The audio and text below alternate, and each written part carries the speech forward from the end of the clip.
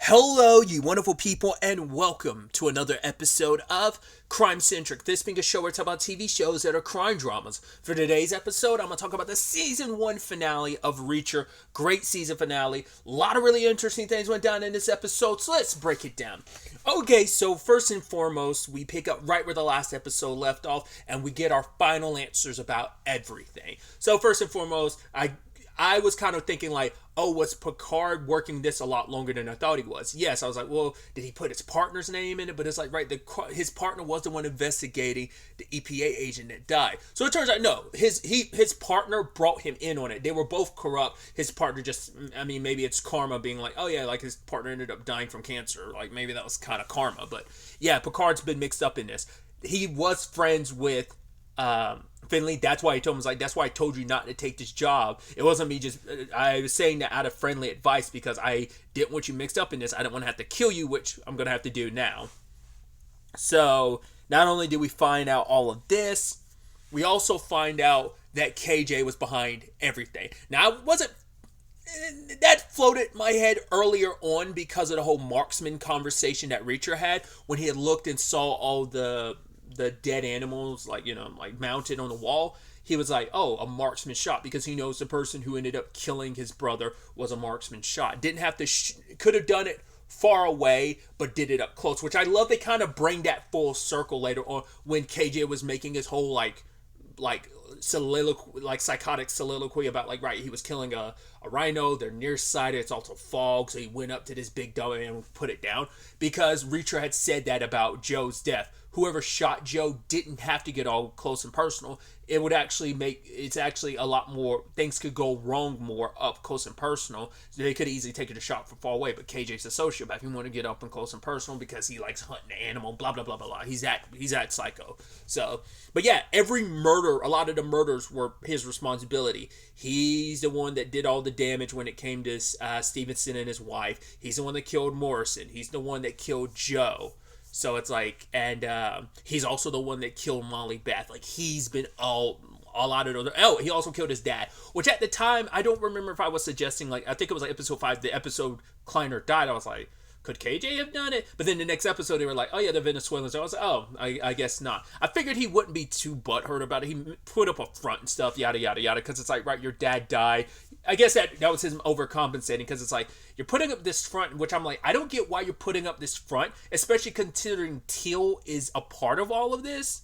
So I was like, at the time, I was like, maybe you're upset because it's like, well, your dad got sloppy and the Venezuelans killed him because, well, Finley and them hadn't been investigating too hard. This whole operation would have gone smoothly. Your dad'd still be alive. But I was like, from the very beginning, that kid was a sociopath. Once again, I don't know the clinical definitions, the differences between a sociopath and a psychopath. But the kid's severely messed up. But yeah, he's responsible for everything, and he proudly kind of admits killing Joe, and he's just like, oh, he's so giddy about it. But yeah, he's like, my dad was not too happy about the way I handled a lot of stuff, try to send me away. It's like, yeah, I tried that before when I was younger, it didn't stick. It's like, oh, you've been disturbed, kid. But yeah, Kleiner didn't like the way he handled it. And for him, he saw his dad as weaknesses. Like, yeah, my dad had the brains for the operation, but he hadn't had that killer instinct. Like, he would get someone else to do the dirty work, where it's like he enjoyed getting his hands dirty. Because we also get confirmation. It was kind of already there, but confirmation that it was Dawson who was the one that kicked the dead bodies. Like, the dead EPA agent and... because he also did that too. He had Dawson back him up, as well as the Picard's former partner were there to assist him with that. That's why the EPA agent also had the kicks to the body, because once again, Dawson was kind of a sociopath as well. Oh, we also found out the third person that was with them when they killed Joe, it was Morrison. Never even crossed my mind it would have been him. That's fascinating. It never even crossed my mind he would be, but that's also why he was like a last link in this, because at least some of the people is like, well, home dude died of cancer, so he's a loose end that's kind of been tied up. And Morrison, I guess like he was sloppy and stuff was going to lead back to him, so that's why he had to go, or he failed in some portion and needed to be made an example of. So, but it also turns out Hubble's alive, which I've been saying the entire time. I was like, there's no way he's actually dead. Because if he was dead, we would have seen his body before now. They've made an example of displaying everyone's body. Why wouldn't they I was like, unless they need Hubble. But it's like, no, it's just they couldn't find Hubble. He went so far off the grid, they couldn't find him. So they need Reacher to find him. It's like, cool, if you don't find him, we're going to kill Charlie and her kids and Roscoe. I don't know why I like almost blinked like on her name for a second there. But yeah, Reacher is stuck with Picard, and it's like, fine, I'm gonna have to stop. He gets out a map, and I love that he has a crayon. I love the guy's like, "Oh, you think I'm gonna actually give you a pen? I can need a weapon?" And he's like, "See, is this danger?" I was like, "In your hands, Reacher, yes, a crayon could be a weapon." And so he sits there for a second, makes some circles in your light. He's like, "All right, he's in Augusta," and it's like, okay. And this is one of those real life things where you're like, if this was a classroom, you'd get an F on it. Because why? Because we've all had those teachers like, show your work. It's like, I got the answer right. It's like, no, I need to see how you got it. That's more important. Yada, yada, yada. We've all had those class experiences, like especially in math classes, like show us how you worked it out. You don't just get to work it out in your head. You need to like solve it on paper so I can see how you got the answer you got, right? So on and so forth. So that's where that comes into play, and it's just like, he just had to explain his work of like, okay, he understands Hubble enough, which is so interesting. I guess because he's picked up stuff. He's been in Hubble's house, so he picked up on some stuff. He spent time in jail with Hubble. He, even though he was telling him to shut up, he still listened. So he was able to kind of piece it together like, okay, he would go here because he has a connection here because Charlie and him met here, but the problem is he knows that they would know that, so he left after a day, went to somewhere, and he went to Augusta because it's 3 hours away. It's close. It's far, but not too far away that he can come back and check on his family, because he knew he had disappeared, because he thought disappearing would protect his family. Sadly, it didn't. To be fair, maybe it would have, probably wouldn't have, because they still would have come after Charlie and them just to draw him out. I don't know how you would have gotten that to him wherever he was. I don't know how you would have done that. So they probably would have kept Charlie and them in play, just hoping that Hubble would reach out to them in case. So that's probably what they were banking on. But obviously all of that got screwed up when Reacher, Roscoe, and Finley were like doing these deep investigations and kind of unearthing all this stuff. It's like, it's also kind of crazy. Like, not even just bad guys, just people in general. It's crazy how many, a few of the bodies that dropped this season were like bad guys that were getting like got for failing in their job, but it's still like a lot more people dropped, innocent people in fact, dropped in this season than you thought would have been possible. It's just, to be fair, in general, I guess I shouldn't be too surprised considering all the bodies that dropped this season, but it's still kind of wild when you actually kind of contextualize it. But either way, I love Reacher finally ordered the pie. I love that the episode title was pie, because it's like, oh, maybe he'll finally get to go. But like, no, spill the coffee on Picard so he could get the fork, stick it in the tire of the car, so they had to pull over. And it wasn't until he was about to go to the trunk, I was like, all right, you put all those guns in the trunk last episode. So it turns into a little shootout, but they can't kill each other because Picard needs Reacher to find Hubble. He's like, yeah, I know he's in Augusta, but if I don't have your tracking to know exactly where he is, I'm screwed. And it's like, right, I need you alive, Picard, because you're the only thing that's going to keep Roscoe, Charlie, and her children alive. So I was like, all right, fine, we'll do this, doing this. I was like, I brought it up previously. I figured that, and it did happen, like I said.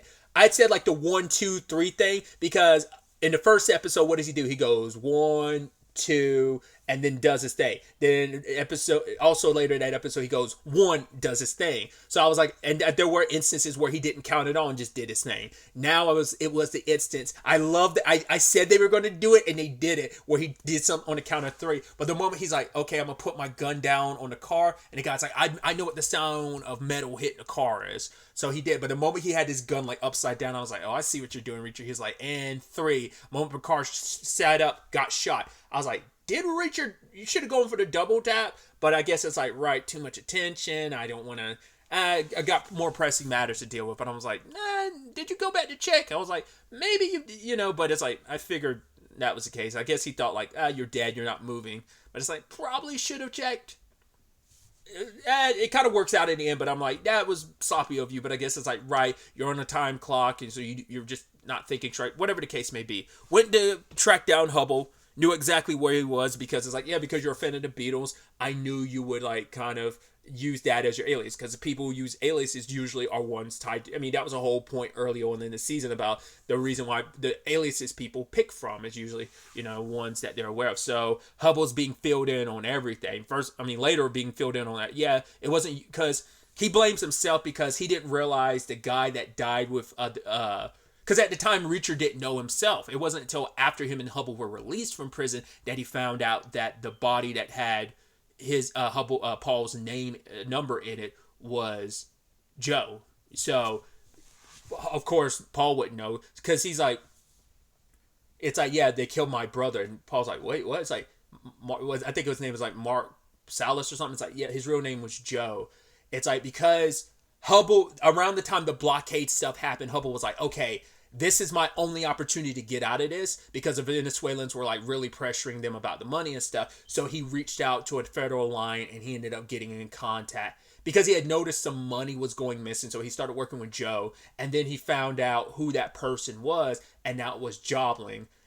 But Kleiner must have been keeping an eye on Jobling because he must have had an idea. So, because Jobling was in contact with Joe, so that's why they both died. So the moment he found out about Joe dying, granted he didn't know Joe's name, that's what made him go like, yeah, why was this guy's number in your shoe? He's like, the only person whose number I'd given my name out to. And he saw the car outside. It's like, damn, they must have gotten to Joe. They got the Hubble. They got to Jobling, so they're going to get to me.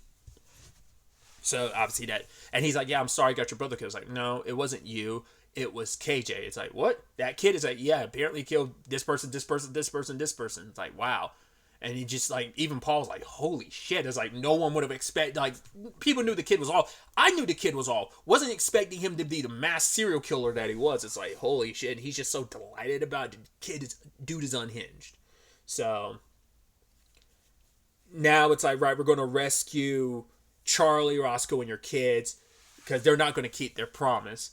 Finley's got to deal with Baker. Baker's up there feeling powerful. He's like, oh, you're tougher than I thought. And Finley is like, yeah, you're exactly who I thought. And like, Baker took such offense to that and starts wailing on him more. And it's just like, oh. Because he's like, yeah, if you want me to, I can handcuff you. And Finley's like, no, go ahead and do it, motherfucker. I'm ready for you. But, yeah. You're just... There's so much of that. Oh, it feels good when Reacher crashed in with the car. I was like, wasn't expecting that takedown, and then him getting stuck against the bar. And I love Finley's look at him. I'm like, oh yeah, like, I want you. I want to be the last thing you see as you die, you piece of shit. And he just dies looking at. And I do love that when you cut to the shot, like, obviously they have to keep continuity, so it's weird while they're locking and loading. You see Baker still stuck again, because he stayed there for a while before they clean things up. But yeah, everyone's locked and loaded. Neely shows up. The only reason why she knew to show up is because, like, yeah, Reacher said lucky guess, and Reacher's not the one that ever leaves anything to Lux. He doesn't believe in Lux. He believes in he believes in facts and statistics. So she's like, he might as well have been screaming Mayday. I have no idea what that hero is on her shirt. I'd assume I don't know what that is. I don't know who that is. That might be a DC character. I feel very poetic if it was a DC character, but it feels like it could be a Marvel character. Maybe that... I don't know. Maybe that's just a fake thing someone made up, or maybe it's like just like a shirt. Maybe it has no like comic book connection. Maybe it's not I had no idea how to really look that up, because I was like, I don't think it's a Spider-Woman, because I was about to say, it's like, no, because it doesn't look like Jessica Drew's outfit, not unless there's other Spider-Women, but it's because it looks like there's a red cape and a red mask but a blue hair. I was like, I don't know who the hell that's supposed to be. So if you do know, let me know in the comments down below. Is that like some just designed for the shirt? Did someone specifically make that? Was that something from a very specific comic? Like, maybe, like, I was expecting maybe like DC or Marvel, just because it feel poetic, but maybe it's like a, more independent. I mean, it could be something, I don't know, Image or Dark Horse related, but you'd assume it come from the big two, so I don't know. I rewound and I was like, what is on her shirt? Did she have that on previously, or I wasn't paying much attention? I just happened to know, maybe she did, but like, I noticed it this episode. Maybe this is the first episode she wore it. I don't know, but I was like, who's that on your shirt? I was like, it feels like that might be a wink and nod to something. That's why I feel like it's got to be DC, because there's so many people in this with like DC connections. Her in particular, like I said, she was in Swamp Thing, so I'm like, it feels like that's a little cheeky wink and nod, but I don't, like I said, maybe it has no like comic book connection at all. Maybe I'm just like full of shit and just thinking too much about it. But the squad is locked and loaded and ready to do their thing, and they end up getting ready for this. Hubble's given a gun. It's like, right, you go rescue your kids. That's your one and only mission, and don't let anyone stop you. Finley, I love that he takes off the tweed because it's like, yeah, I don't want to get blood on it. He's like, oh, good response. He's like, oh, what, Finley? You're actually, I can't tell under the suit, but you're actually jacked. He's like, you think so? He's like, no. I was like, why you gotta be a dick, Reacher? And Finley's like, asshole. And then he's like, starts flexing a little bit. It's like, hey, no, Malcolm's got some muscle on him. Don't disrespect the man like that. It's like, yeah, he might not be as ridiculously jacked as you, but come on, dude. I also love that he tried to offer help with Neely being like, oh, have you ever taken long shots before? And he was like, no. And she's like, whoa, I have. Blip, blip. The dude is out. Then Richard doing the whole... I don't know why I get so excited when he's shivving people, which is super messed up on my part. But it's just that quick run up. I don't know why. But I also like... Part of me wonders, sometimes I overthink things, obviously, but when Paul was going up the stairs and he tripped a little, part of me was like, do you think that was like intentional? Was that's supposed to be his mark of like, no, you need to show like your nervousness about it. You're trying to rescue your children, your wife. You're not really used to doing the action-y things, so you're nervous. So do that. Or was that just like an accident, but they were like, no, keep it in because it fits with the character. It's like, maybe it was like a bit of a blooper, like, oh, he wasn't supposed to do it. I don't know. Feels like that probably could have been intentional, but can also see that not being intentional and them keeping it in anyway because it fit the tone of like Paul's character and the heightened circumstances they're in. So...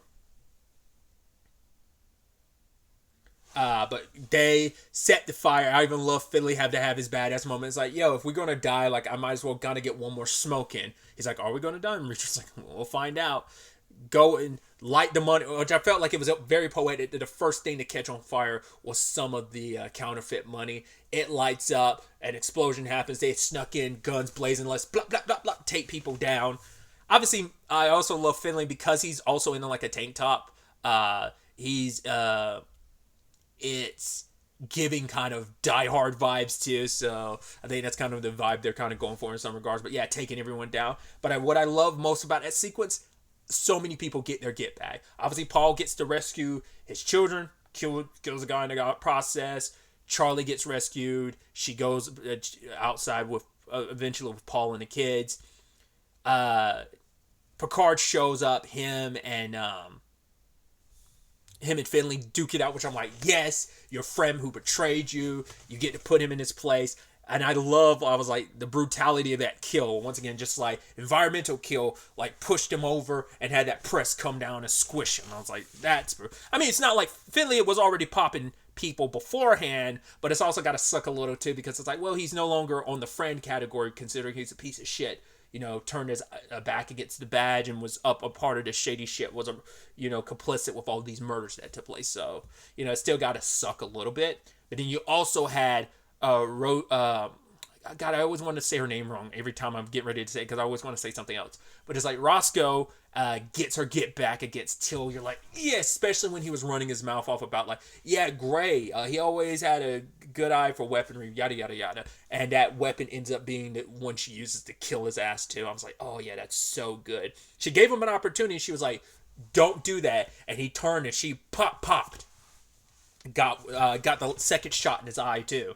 Which you're like, yeah, that's poetic. That you were also, I think on some level, she was kind of probably hoping to get so he'd spend time in jail, but she's also perfectly fine with killing him. It was like, give me an excuse to put you down.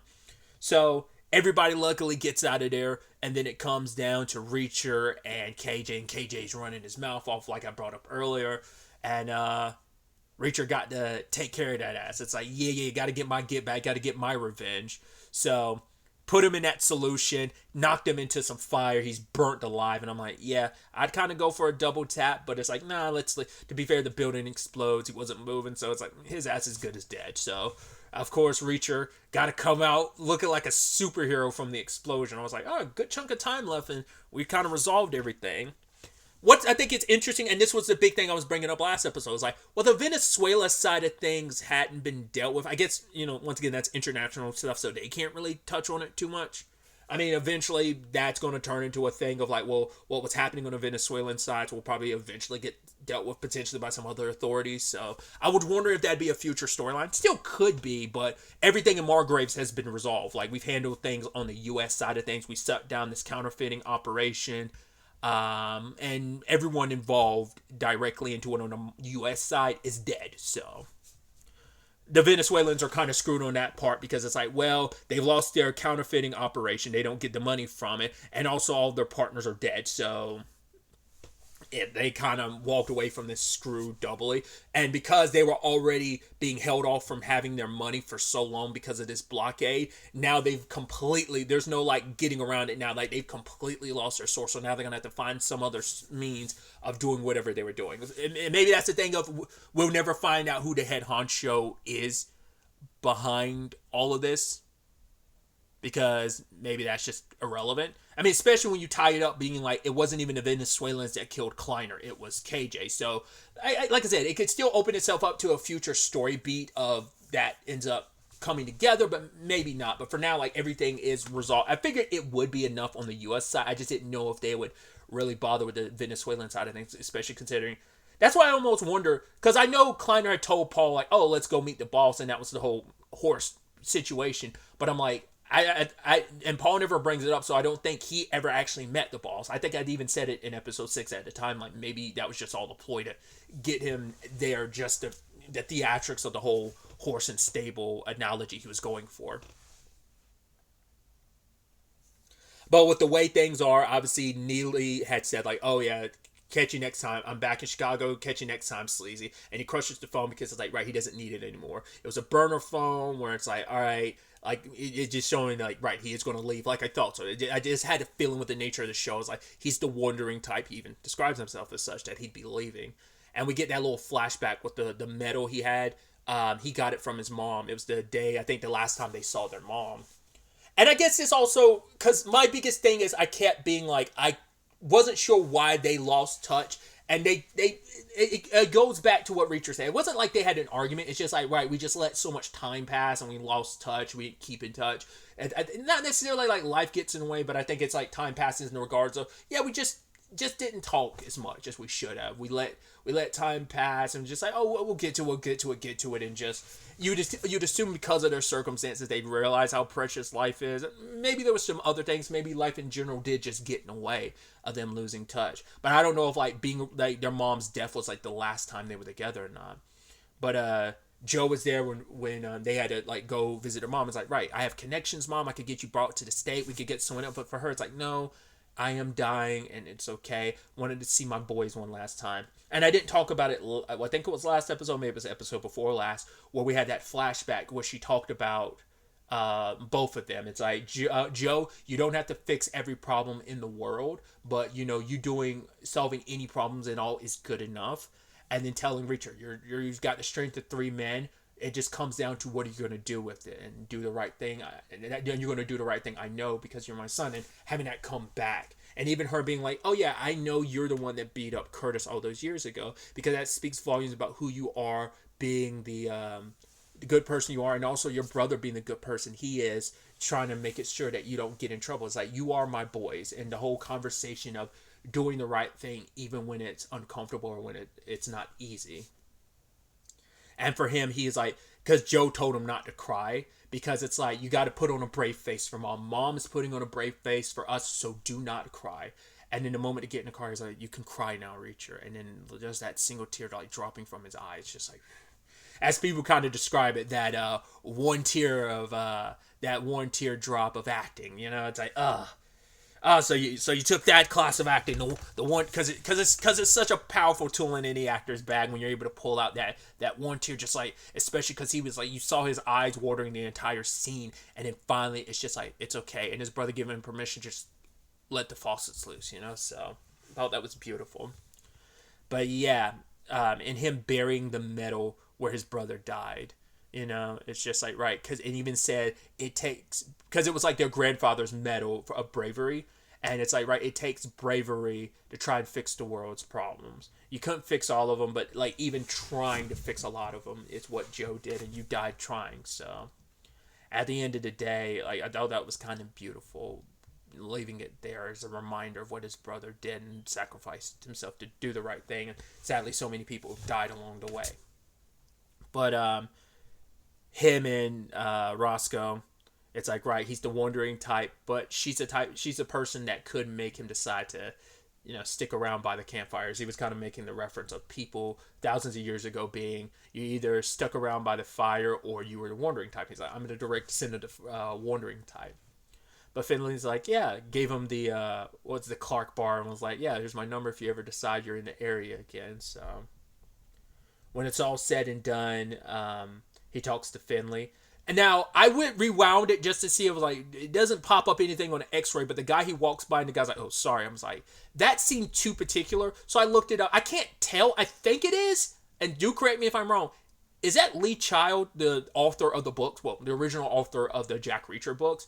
I say original author because I don't know if it's a recent thing or whether it happened like maybe fairly recently, like maybe it happened a year or two ago, because I know his brother Andrew took over writing the book because he retired from writing them and his brothers took up the mantle and started like writing them under the Child surname. But either way,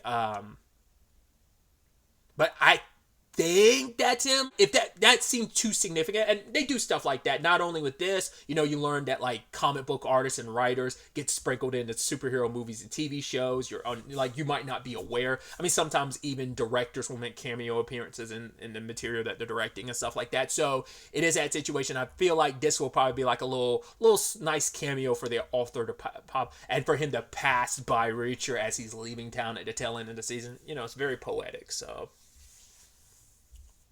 But yeah, the feds are coming in. They're asking questions about stuff, and Reacher doesn't want to stick around and deal with that. Finley pretty much figured out. Also, I love that he kept the dog. I'm like, yeah, because I knew when it was all said and done, when Reacher got that dog, I was like, and they were like, oh, we'll take it to a non-kill shelter. I was like, he's not, of course he can't keep the dog because he's not planning on staying in Margraves. But I thought, and you're also going to be out and about. You have no actual definitive home, so you would probably have to leave the dog at the station or something.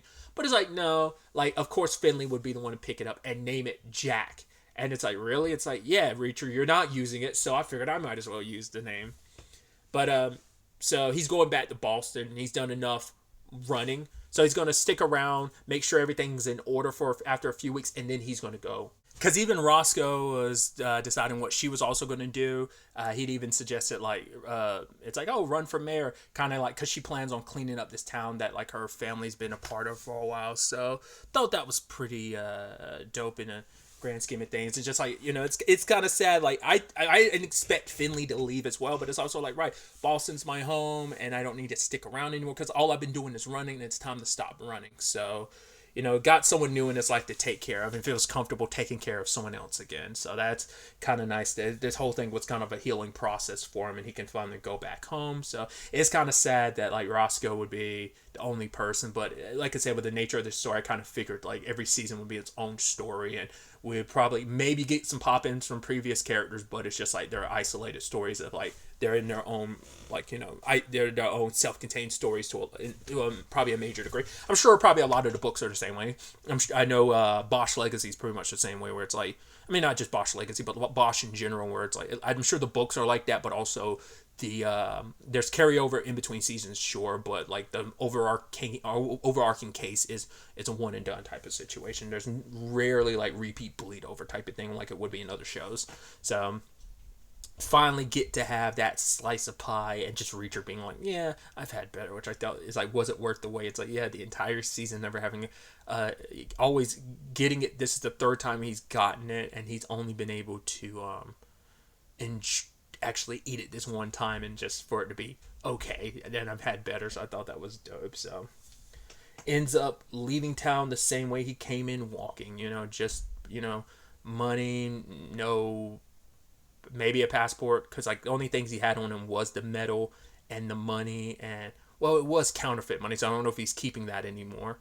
I don't know if he still has any of his original money, because he was spending all the counterfeit money, so he probably ended up leaving that behind. So probably kind of literally left Margraves with less than what he had coming in type of situation. So just continuing to be the nomad and wanderer that he is. So I just thought that was a very poetic ending to the season. So obviously, like I said, I'm getting to this late, And the new season already started a couple days ago. The first 3 episodes are out, so I got some other stuff I'm like super far behind on. So I don't know. I'm gonna try and get to those at some point this week.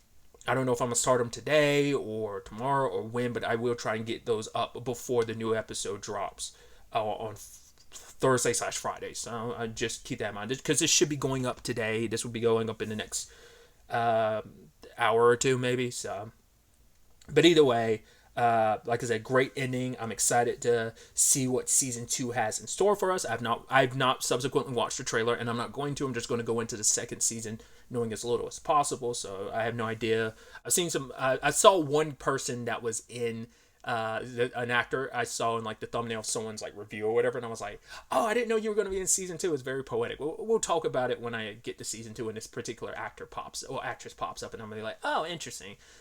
And I'm wondering if that kind of flows into what Finley was telling Reacher, like, yeah, there's good people out there, so don't let me and Roscoe be the only people you open up to. It's like, right, we haven't had the best relationship, but they've been kind of a pain in the ass to each other, but it's like, yeah, we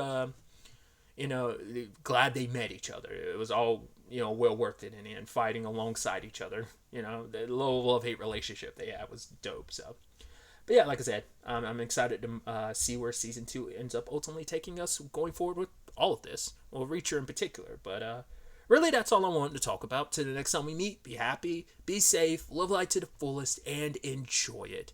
Good day, and goodbye.